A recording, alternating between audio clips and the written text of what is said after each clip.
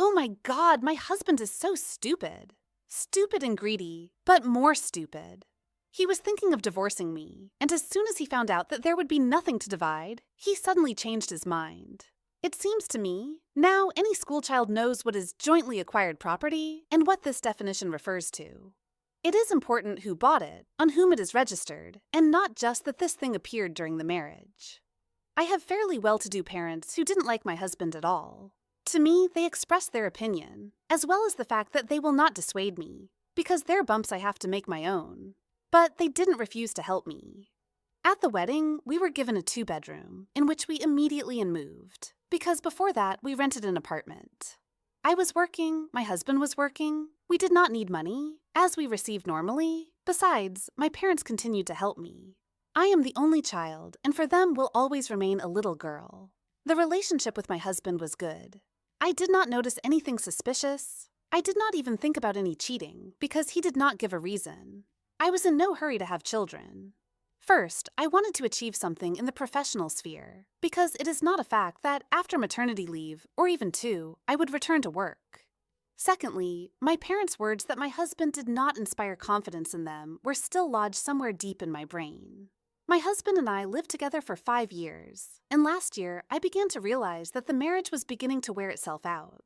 But it seemed to me that it was because I needed to move on, to have children. Only my husband beat me to it. He came in, had a tedious conversation about how we were different, how I had changed, and it was like his eyes were opened.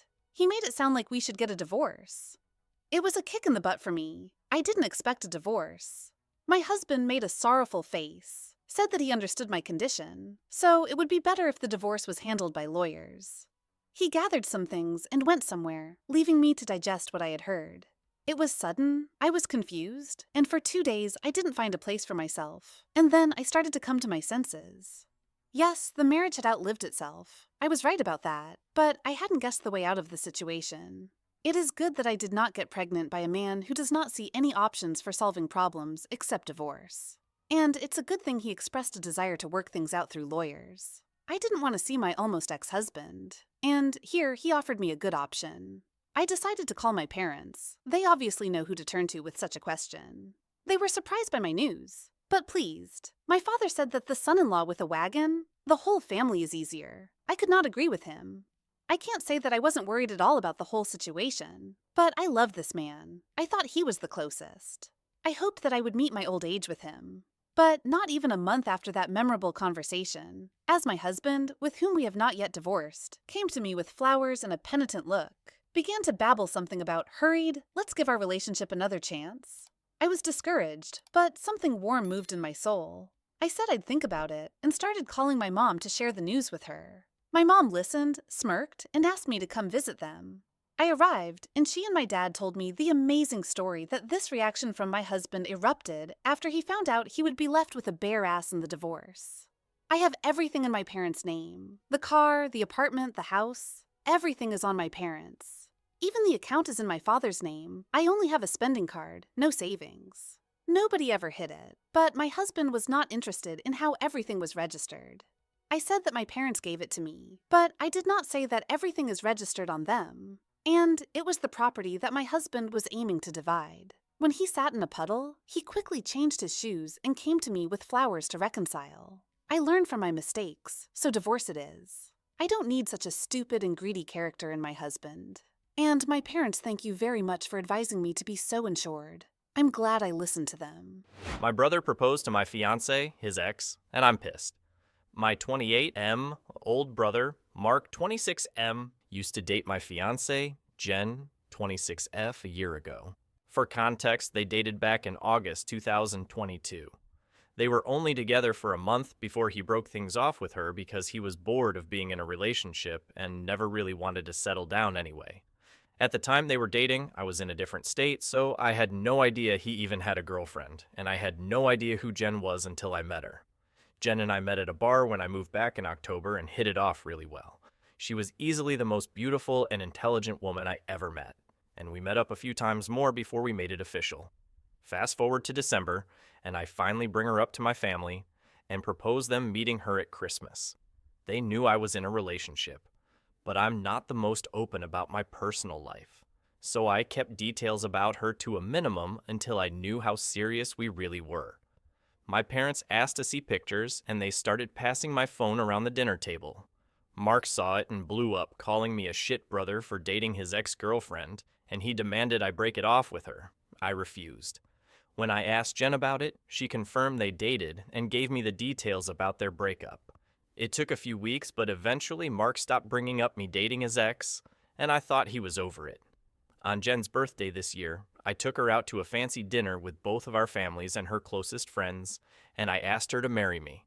Mark flipped once again and blew up about me proposing to her, which I and my sisters immediately shut down. The incident happened this past weekend. Mark had been pretty quiet about the whole thing for the last 2 months. I didn't see him much and figured he went low contact with me, which I had no problem with. Then he invited me and Jen for family dinner at his apartment with my parents and sisters. I thought it was weird, but my parents and sisters were also going, so we agreed to go. The dinner was nice, nothing too fancy, and we moved to the living room to talk. About 30 minutes into normal conversation, Mark stood up and told us he had an announcement. He made a long speech about being happy to have his family around for his big moment, then got on one knee and pulled out this cheap ring while asking Jen to marry him. Jen was confused and obviously uncomfortable and demanded that he put it away and stand up. My dad tried to make a grab for Mark, but I got to him first and punched him. I won't repeat most of it, mostly because I was too angry to even listen most of it, but he said something along the lines of wanting to show me that Jen wasn't really into me and just wanted to get back at him. Before it could get worse, my parents rushed me out and promised to talk to him. It's been a few days since it happened, and I'm still pissed off. I don't know what to do at this point. I'm scared Jen might have second thoughts marrying me because of this. Any advice? I installed a camera in the living room and caught my husband making out with the babysitter. I have been having suspicions for almost 4 months since I hired this 17-year-old babysitter for my 3-year-old daughter. I'm a nurse working full-time while he works 3 nights a week and comes home to sleep during the day. I felt I was going crazy because something was off, and he refused to ease my mind and answer questions I had. So I put a camera in the living room and saw nothing till day 4, where he and the babysitter were making out on the couch behind my daughter's back while she was watching TV. I felt like my entire world came crashing to the ground. I felt all kinds of negative feelings, including guilt, even though I just wanted to keep my job when he complained about me pushing him to the side. He started crying when confronted, tried to get me to listen, but I took my daughter and went to stay with Mom. It's been a whole month now. The babysitter is gone, and he's still crying about his slip-up, even went as far as say the babysitter was the one initiating. I feel like I'm done with him after this. He managed to make me feel guilty for not dressing up or giving him enough attention. Now, I do strongly believe I bear part of the blame in what happened. I feel disgusted, and my mind and heart keep racing, not knowing how to deal with all of this. He's begging for a second chance, and his family are defending him against me. I forgot to mention our ages. I'm 31, and he's 34. My regrets as a 46-year-old, and advice to others at a crossroad. Hi, my name's John. I've been lurking for a while, but I've finally made an account to post this. I need to get my life off my chest. About me. I'm a 46-year-old banker, and I have been living my whole life the opposite of how I wanted. All my dreams, my passion, gone. In a steady 9-to-7 job, 6 days a week, for 26 years. I repeatedly chose the safe path for everything, which eventually changed who I was. Today I found out my wife has been cheating on me for the last 10 years. My son feels nothing for me. I realized I missed my father's funeral for nothing. I didn't complete my novel, traveling the world, helping the homeless. All these things I thought I knew to be a certainty about myself when I was in my late teens and early 20s. If my younger self had met me today, I would have punched myself in the face. I'll get to how those dreams were crushed soon. Let's start with a description of me when I was 20. It seemed only yesterday when I was sure I was going to change the world. People loved me, and I loved people. I was innovative, creative, spontaneous, risk-taking, and great with people. I had 2 dreams. The first was writing a utopic/dystopic book. The second was traveling the world and helping the poor and homeless. I had been dating my wife for 4 years by then. Young love. She loved my spontaneity, my energy, my ability to make people laugh and feel loved. I knew my book was going to change the world. I would show the perspective of the bad and the twisted, showing my viewers that everybody thinks differently, that people never think what they do is wrong. I was 70 pages through when I was 20. I am still 70 pages in at 46. By 20, I had backpacking around New Zealand and the Philippines. I planned to do all of Asia, then Europe, then America. I live in Australia, by the way. To date, I have only been to New Zealand and the Philippines. Now we get to where it all went wrong. My biggest regrets. I was 20. I was the only child. I needed to be stable. I needed to take that graduate job, which would dictate my whole life, to devote my entire life in a 9-to-7 job. What was I thinking? How could I live when the job was my life? After coming home, I would eat dinner, prepare my work for the following day, and sleep at 10 p.m. to wake up at 6 a.m. the following day.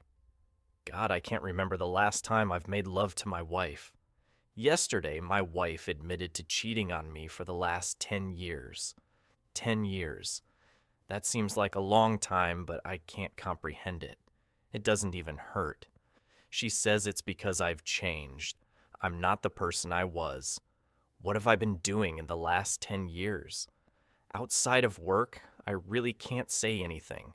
Not being a proper husband, not being me. Who am I? What happened to me? I didn't even ask for a divorce or yell at her or cry. I felt nothing. Now I can feel a tear as I write this. But not because my wife has been cheating on me, but because I am now realizing I have been dying inside. What happened to that fun-loving, risk-taking, energetic person that was me, hungering to change the world? I remember being asked on a date by the most popular girl in the school, but declining her for my now wife. God, I was really popular with the girls in high school, in university, college too. But I stayed loyal. I didn't explore. I studied every day. Remember all that backpacking and book writing I told you about? That was all in the first few years of college. I worked part-time and splurged all that I had earned. Now I save every penny. I don't remember a time I spent anything on anything fun, on anything for myself. What do I even want now? My father passed 10 years ago. I remember getting calls from Mom, telling me he was getting sicker and sicker. I was getting busier and busier, on the verge of a big promotion. I kept putting my visit off, hoping in my mind he would hold on. He died, and I got my promotion. I haven't seen him in 15 years. When he died, I told myself it didn't matter what I didn't see him. Being an atheist, I rationalized that being dead, it wouldn't matter anyway. What was I thinking?